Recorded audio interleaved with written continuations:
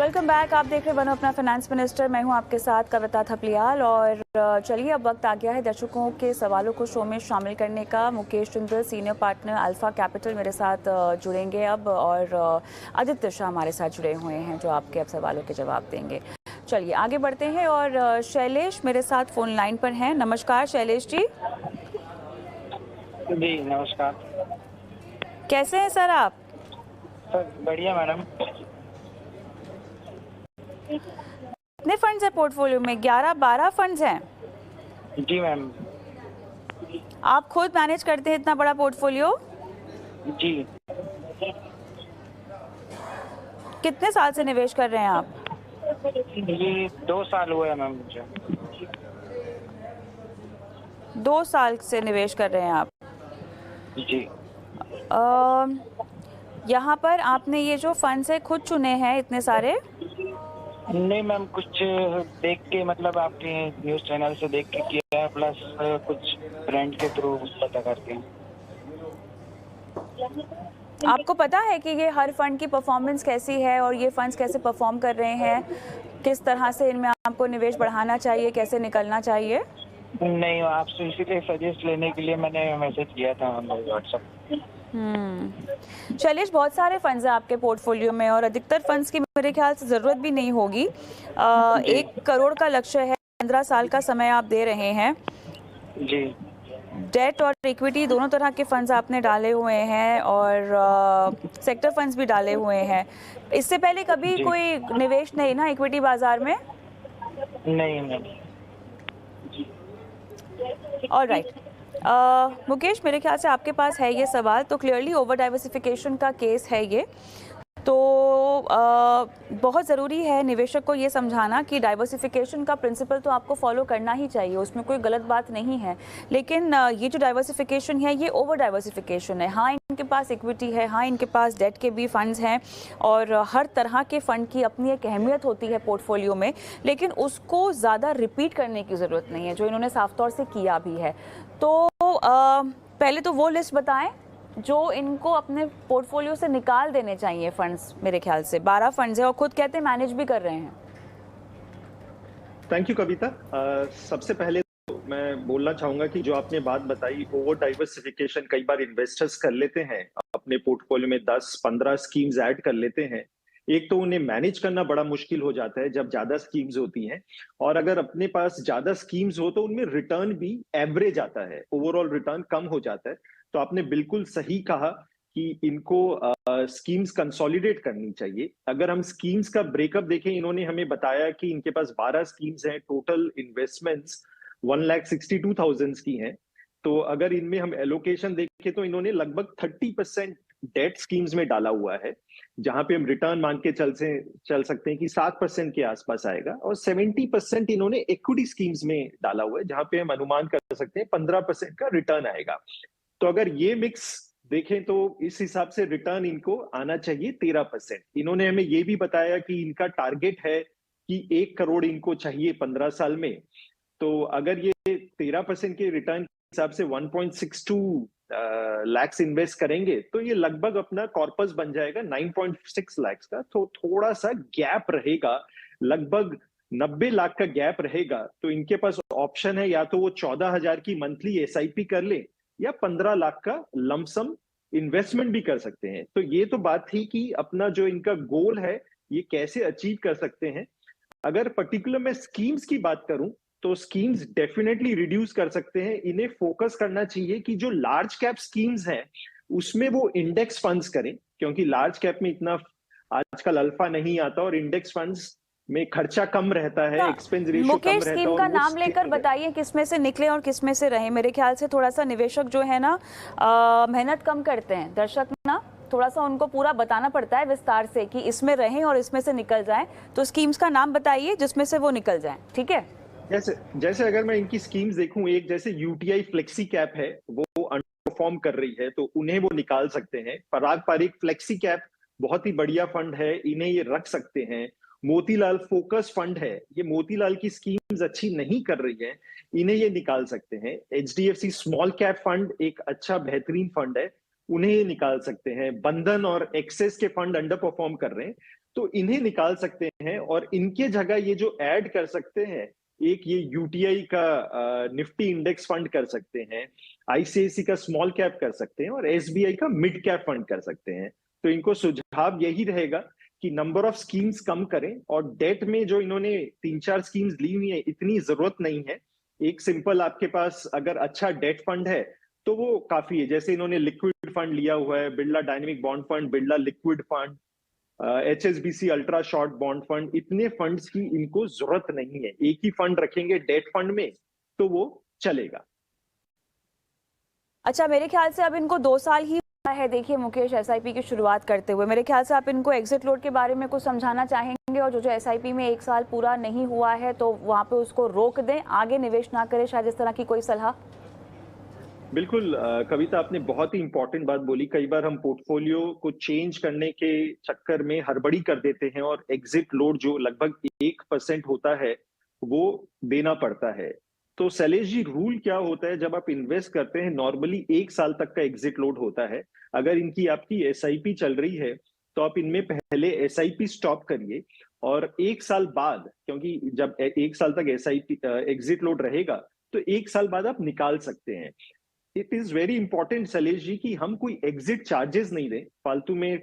ये चार्जेस वगैरह देख के फायदा नहीं है, और 1 साल बाद जब भी आप बेचोगे ये लॉन्ग टर्म टैक्स भी क्वालिफाई करेगा, तो उसका भी हमें ध्यान रखना है। पोर्टफोलियो को हमें सिंप्लीफाई करना है, एफिशिएंट बनाना है, बट बहुत इंपॉर्टेंट है कि हम एग्जिट लोड ना दें और टैक्स ना दें। मुकेश, अब ऐसे में वो यूनिट्स जो 1 साल के ड्यूरेशन को पूरा कर चुके हैं, क्या उनको निकाला जा सकता है? बिल्कुल, जो ऑलरेडी 1 साल पूरा हो चुका है, जैसे आपने बताया ये 2 साल से कर रहे हैं, तो आधे इनके पास इन्वेस्टमेंट होंगी जो 1 साल हो चुका है, तो उन्हें निकाल सकते हैं। और मेरा ये भी सजेशन होगा कि आप बिफोर ये बेचे, इनकी फंड हाउस की अकाउंट स्टेटमेंट्स आप देख लें, उसमें क्लियरली दिया हुआ रहता है नीचे कि कितने यूनिट्स आपके एग्जिट लोड फ्री हैं और कितनों में एग्जिट लोड लगेगा, तो वो डबल चेक हो जाएगा, और इसका ध्यान रखें। All the best Shailesh ji, काफ़ी विस्तार से आपको मुकेश ने सलाह दे दी है ना। रोहित मेरे साथ फोन लाइन पर हैं मुंबई से। रोहित, नमस्कार। या नमस्कार, good evening. Good evening. 1.5 crore से ज़्यादा चाहिए 15 साल में, और आपके पास 6 फंड्स हैं। कितना निवेश कर रहे हैं इनमें कुल मिला के आप? कुल मिला के अभी 22,000। किसी फाइनेंशियल प्लानर को कंसल्ट कर रहे हैं? एक थे मेरे फाइनेंशियल कंसल्टेंट, बट बाद में मैंने खुद फंड्स चूज किए सभी। ये कंज्यूमर ट्रेंड्स आपने क्यों चूज किया? एक्चुअली मेरे एक दोस्त ने कहा था कि वो कंज्यूमर ट्रेंड के लिए दिया था, वो कुछ इन्वेस्टर्स करके थे। अच्छा, आपने फंड को ट्रैक किया है? हाँ, ट्रैक कर रहा हूँ मैं। लास्ट 2 साल से आपने निवेश किया है ना? निवेश कर रहा हूँ। यस। 2 साल से कर रहे हैं? अच्छा, 2 साल से कर रहे हैं। सभी फंड्स में 2 साल से कर रहे हैं क्या? सभी फंड से 2 साल से। ओके।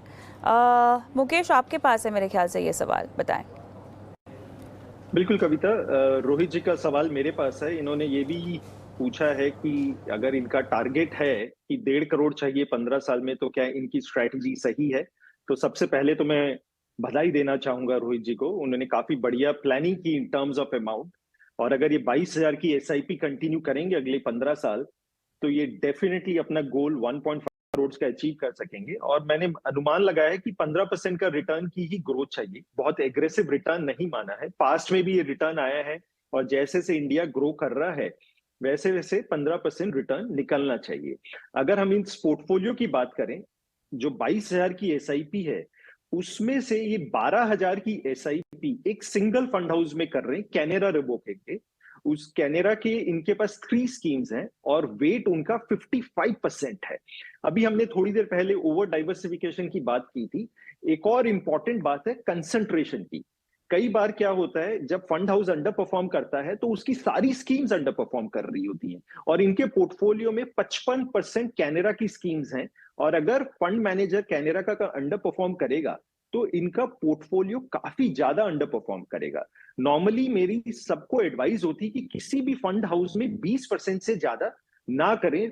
एसेट मैनेजमेंट कंपनी का डाइवर्सिफिकेशन भी बहुत इंपॉर्टेंट है। तो अगर इसके हिसाब से मैं देखूं तो इनको स्कीम्स थोड़ी कैनरा रोबेको में रिड्यूस करनी पड़ेगी। जो 3 स्कीम्स हैं उसमें से आप एक ले लीजिए।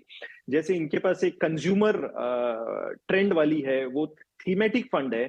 थीमेटिक फंड को आप निकाल सकते हैं। आपके पास टैक्स सेवर फंड है, मैं ये मान के चलता हूं कि आप टैक्स सेविंग के लिए कर रहे हैं तो रखेंगे कैनरा का स्मॉल कैप निकाल सकते हैं। तो 3 के बदले आप 1 रख लीजिए और उसके बदले आप 2 स्कीम्स ऐड कर सकते हैं।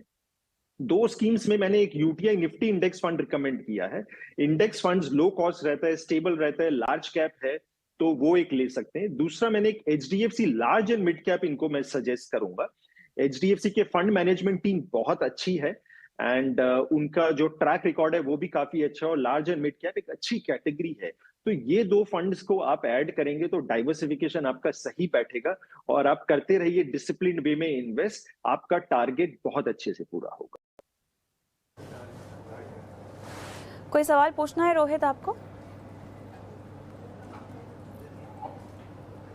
रोहित, कोई सवाल पूछना है आपको? चल आगे बढ़ते हैं, आगे बढ़ेंगे और चलिए अब सीधा रुख कर लेते हैं निवेश के गुरु मंत्र की ओर।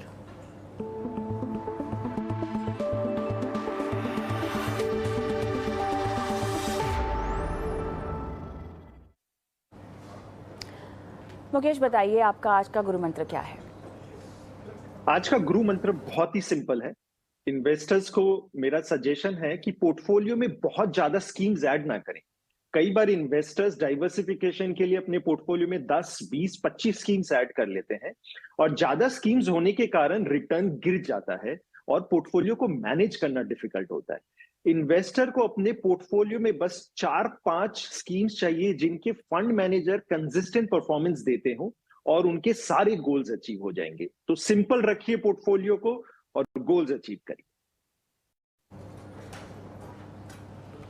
बिल्कुल। आदित्य के साथ मेरे साथ फोन पर अमित सुखवाल भी हैं। नमस्कार सर। नमस्कार मैडम कविता मैडम और इसी स्वदेश टीम का thanks for taking my question. मैं एक बेसिकली ब्रीफ कर दूं, आपके टीवी शो और की लर्निंग देखते देखते मैंने कई चीजें सीखी है। जैसे सर ने अभी बताया था गुरु मंत्र का, अर्लियर मेरे पोर्टफोलियो में 15 फंड्स हुआ करते थे। नाउ मैंने कंसोलिडेटेड करके मेरी एसआईपी को 5 फंड में कस्टमाइज कर दिया है और जो मेरी 62,500 की जो एसआईपी चल रही है, मेरा लक्ष्य रिटायरमेंट प्लानिंग और वेल्थ क्रिएशन है। और मैं यही चाहता हूँ सर से कि जो मेरा था, मैंने लार्ज कैप पोर्टफोलियो अलग से बनाया हुआ है जो डायरेक्ट इक्विटी एक्सपोजर्स है। इसमें मैंने फ्लेक्सी कैप, मिड कैप और फंड आपके पास हैं। आप एक बार सर रिव्यू करके मेरे को गाइड कर देंगे। और उससे पहले मैं बता दूं, मैंने मतलब फाइनेंशियल प्लानिंग में बेसिक इंश्योरेंस, इमरजेंसी कवर वो मैंने प्री रिक्वायरमेंट कर रखी थी। ये मेरे केवल म्यूचुअल फंड की लॉन्ग टर्म प्लान गोल है। तो आप सर सजेस्ट बहुत बढ़िया, बहुत बढ़िया अमित जी। और मानना पड़ेगा कि आपने न सिर्फ शो को देखा है बल्कि समझा है और जो सीख मिलती है शो में से उस पर आपने अपने पोर्टफोलियो में भी उसको अमल किया है। तो शुभकामनाएं उसके लिए और धन्यवाद, इतनी सराहना आपने हमारी की। आदित्यनाथ, मेरे ख्याल से शो को समाप्त करने का भी समय हो गया है। मुकेश, आपका, आदित्य, आपका बहुत बहुत धन्यवाद, समय निकाला दर्शकों की फाइनेंशियल प्लानिंग की। मुझे भी इजाज़त दें आज के शो में और जाते जाते आपकी स्क्रीन पर